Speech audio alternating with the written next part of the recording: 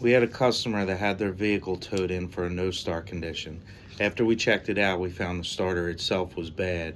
And when trying to explain to the customer what the starter was, what went bad, and why it went bad, the customer simply asked us to simplify our explanation because it was getting a little too complicated for him.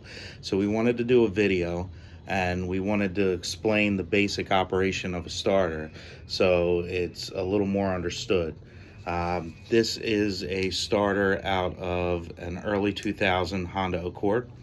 Pretty much what you have here is you have this post here, which is always supplied battery voltage.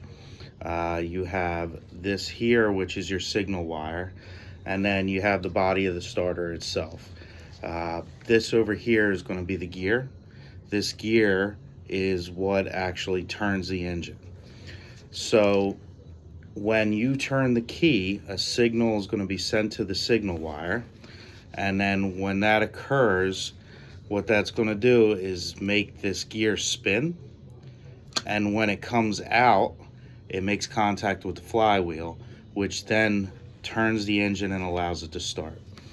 The body of itself is what's going to be grounded typically.